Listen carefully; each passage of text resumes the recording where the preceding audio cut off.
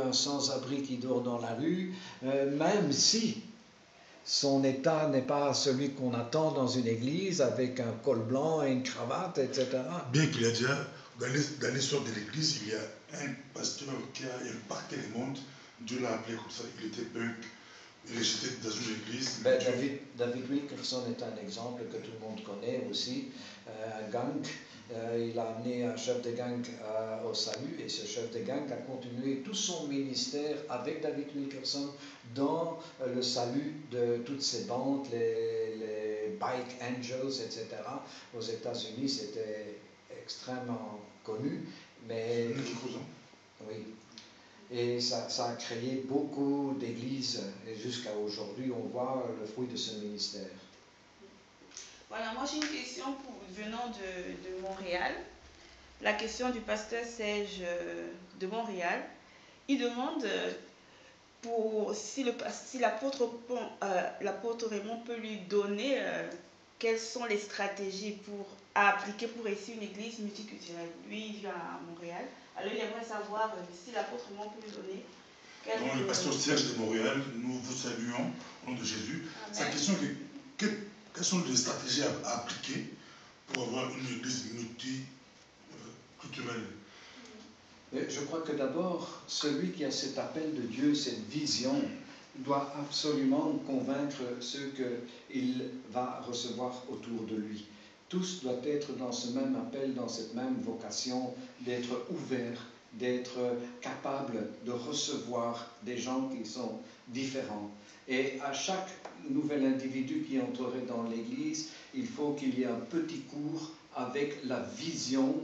Chez nous, c'est affiché sur notre mur. Il y a notre vision, il y a nos valeurs, il y a notre mission. Et dans notre vision, nous disons que nous devons encourager des églises de ville, surmonter les barrières raciales, culturelles et de langue en Jésus-Christ. Donc, c'est marqué, ça doit être répété souvent et les gens qui viennent dans l'église doivent s'attendre à trouver d'autres gens qui sont différents d'eux, qui viennent d'autres origines, d'une autre culture. Donc il y a une capacité d'un peu abandonner ce qu'on chérit. Il y a un sacrifice qu'il faut faire et par le pasteur et par ceux qui l'accompagnent dans le leadership et par les gens qui viennent s'ajouter à cette église. Il y a un sacrifice. Mais d'un autre côté, il y a un plus. Parce que c'est extraordinaire quand on peut former une famille avec des gens qui viennent d'un peu partout, avec des différentes habitudes, des différentes cultures, des différentes nourritures, et ça apporte une richesse extraordinaire dans l'expression de l'Église, surtout dans l'adoration et la louange.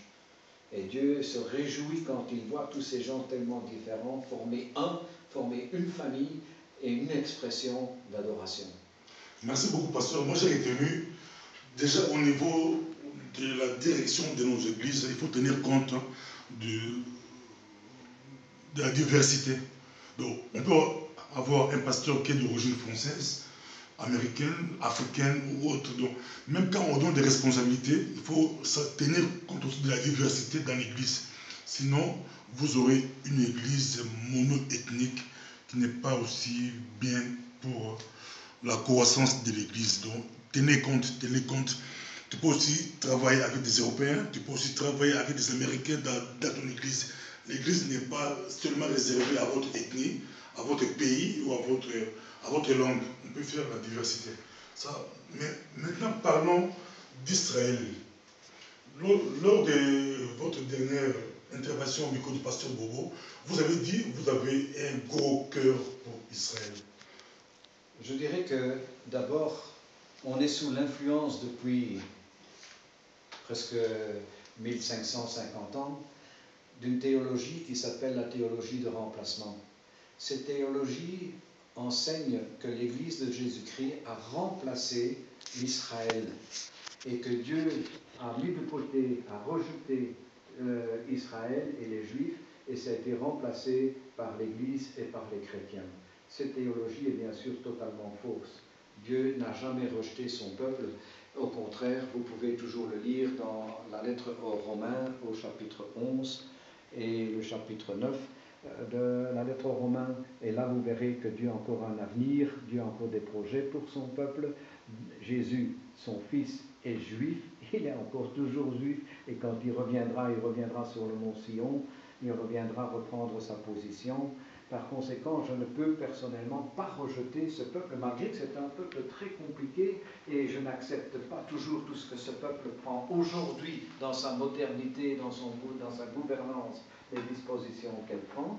Mais néanmoins, je reconnais mon héritage, je reconnais que mes racines se trouvent dans cette judaïcité. La Torah nous a été transmise au travers des apôtres par le Saint-Esprit, et donc je dois admettre, je dois accepter que ça sont mes origines, et j'ai grand plaisir à les redécouvrir. Plusieurs fois, je me suis rendu en Israël à la recherche de ces racines, et de plus en plus j'ai cette conviction qu'au plus grande sera l'amitié des églises évangéliques avec Israël et les Juifs, au plus nous serons dans la bénédiction.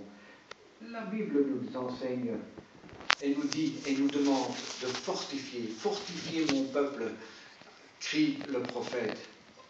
Et je suis convaincu que si on obéit à la parole de Dieu, qu'on bénit Jérusalem, on en aura la bénédiction en retour. Si cette Église dans l'Europe a tellement difficile, c'est parce qu'elle a pris une position dans cette théologie de remplacement, elle a pris la place, elle a usurpé cette place, et a rejeté Israël et rejeté les Juifs, mais ça amène aussi des conséquences qui sont donc la malédiction, j'en suis convaincu, persuadé. C'est un coup de frein à la croissance, c'est une difficulté à se multiplier, et donc c'est un frein également. Et donc moi je plaide pour qu'on reconsidère l'évangile dans son entièreté, sa pureté, et que là on comprenne ce que Paul exprime par rapport à ce peuple qui a une tâche tellement compliquée, tellement difficile. Elle a été choisie par Dieu. C'est le peuple choisi avec une motivation de nous transmettre cette Torah, de nous transmettre les lois, de nous transmettre aussi qu'il n'y a qu'un Dieu, un Dieu unique. Et d'ailleurs, les 10 commandements nous parlent par le premier de cette obligation de reconnaître qu'il n'y a qu'un Dieu et qu'il faut l'adorer de tout son cœur, de toute son âme et de toute sa force. Et le deuxième commandement qui nous a été transmis, c'est de garder le Shabbat. Et donc, dans ces 2 commandements, on peut déjà trouver toute une culture, toute une sagesse, et au fur et à mesure qu'on remet Israël à sa place, on remet la judaïté qui sont nos racines à sa place également, à ce moment-là, on peut comprendre d'où on vient et on peut aussi discerner où on va, parce que le Seigneur va revenir. Et il est bon de connaître les signes de ce retour. Pour connaître ces signes de retour, il faut comprendre où est Israël aujourd'hui, parce que je suis convaincu qu'elle est la pendule des temps, et qu'au travers de cette pendule, nous allons comprendre que bientôt Jésus va revenir. Avant de laisser la sœur Hélène, Benjamin Netanyahu s'est réjoui de l'élection du Barack Obama aux États-Unis. Pour lui, c'est une bonne chose. Vous, étant ami d'Israël, homme de Dieu, que pensez-vous de l'élection de M. Obama par rapport à Israël? D'abord, à ta première intervention, que Netanyahou s'est réjoui, ça c'est très politique. Je ne pense pas qu'il s'est réjoui, parce que bien avant ça, il a dit le contraire, qu'il était 100% pour Romney. Mais je comprends qu'il ait des difficultés avec le président Obama, qui s'est quand même positionné assez clairement dans une recherche d'alliance avec le monde musulman arabe, et qu'il savait qu'il avait là quelque chose à devoir faire. Il a été surpris lui-même par les révolutions, les septembre, qu'est-ce qu'on dit, les septembre, non pas les printemps arabes, qui sont devenus des hivers maintenant. Et puis... L'hiver, comme on dit, ça bouge, le bouge aussi pour le changement au Congo. Voilà, ils sont fatigués d'un certain Kabila, mais bon, d'accord, tout ça bouge, mais pas toujours dans le sens où on aimerait que ça bouge, et notre président Obama a été très surpris de ce printemps arabe, ça a un peu bouleversé ses plans. Il y a aussi la position de l'Iran qui embête très fort Israël, parce qu'il y a une épée de Damoclès sur leur tête, et ils cherchent les pays qui vont le soutenir, ça devient de plus en plus réduit, et maintenant, Que va faire M. Obama avec ces 4 années qui lui sont octroyées? Maintenant, il n'a plus de frein, il n'a plus à faire attention pour la deuxième session de son mandat. Donc, il va se sentir un peu plus libéré et imposer encore un peu plus de restrictions comme la construction, etc., dans les territoires soi-disant occupés, mais ce n'est pas occupé. Ce sont des territoires disputés, on joue sur les mots, etc.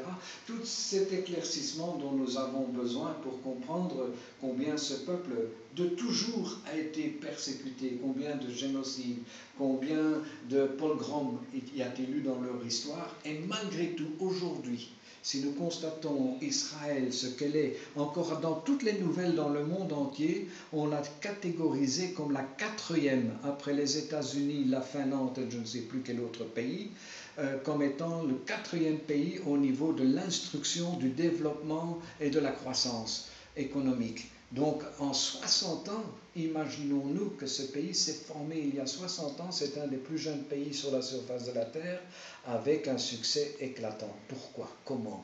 Que les gens se posent un peu des questions. J'ai visité Israël, c'est un pays à visiter, c'est un bon pays à visiter. J'ai visité Israël. Amen. Quand tu vois, c'est un peu, c'est développé dans, comme vous dites, dans 60 ans, mais c'est extraordinaire. Donc voilà, donc c'est pour la raison, mais aussi, c'est une des raisons, mais la raison fondamentale, c'est parce que je suis convaincu que Dieu n'en a pas terminé avec son peuple, qu'il y a encore des plans qui doivent s'accomplir et que nous avons tout intérêt à soutenir ce peuple, à se positionner derrière lui, malgré sa faiblesse, malgré ses errances, malgré ses erreurs. Mais n'est-il pas dit dans la Bible qu'il nous faut aimer tout un chacun? Et nous ne pouvons faire de distinction en tant qu'Église. Et nous travaillons aussi bien en Palestine, à Bethléem ou à Nazareth, auprès du lac de Galilée, etc., que nous travaillons avec les Juifs. C'est compliqué, oh Dieu le sait combien c'est compliqué, mais néanmoins c'est ce que nous tentons de faire. Nous avons une église baptiste à Bethléem et nous soutenons ce travail, donc nous ne cherchons pas à faire de la politique, c'est surtout pas notre intention. L'amour de Dieu doit être à la disposition de tout un chacun et Dieu s'est donné lui-même par son Fils Jésus pour tous. Voilà.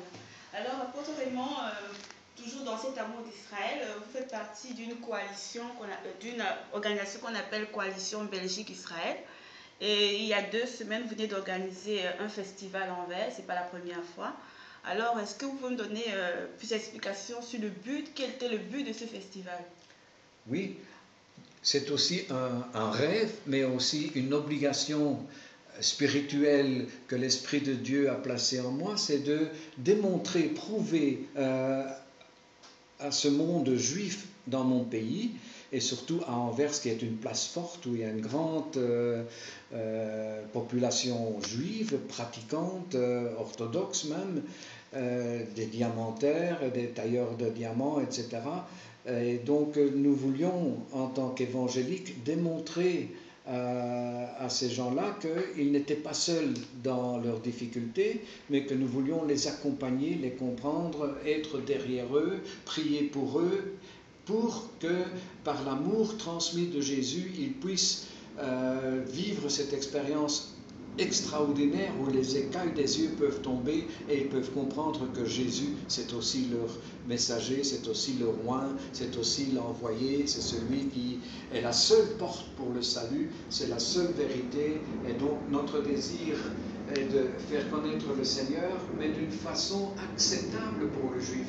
Trop souvent, nos manières de dire et de faire n'est pas acceptable pour eux parce que nous n'avons pas cherché à les comprendre et discuter avec eux pour savoir comment est-ce que Dieu peut les recevoir au travers de Jésus. Mais si on fait cet exercice, si on essaie d'en pénétrer leur culture et à les discerner, les comprendre, à ce moment-là, on peut aussi leur parler de ce Yeshua qui est leur Seigneur. Et à ce moment-là, ils sont beaucoup plus ouverts qu'avec nos méthodes classiques, comme par exemple vouloir les amener dans un culte qui est le dimanche, alors que pour eux, le Shabbat est très important. Quelle est l'importance pour nous d'avoir un culte le samedi pour les Juifs qui se convertissent et le dimanche pour les païens qui se convertissent? Il n'y a pas d'obstacle, il n'y a pas de contre-indication, et en tout cas pas bibliquement. Et donc, oui, il faut vraiment faire un travail, et ce travail, nous essayons de l'accomplir